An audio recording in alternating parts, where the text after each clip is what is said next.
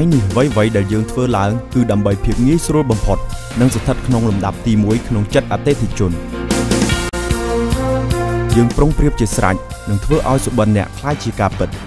បង្កើតស្ថិរភាពដល់ជំនួញរបស់អ្នក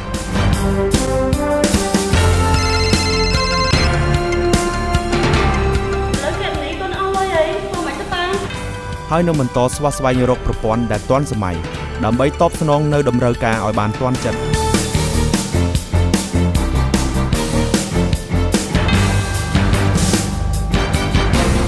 យើងសាងទំនុកចិត្តដល់លោកអ្នកថា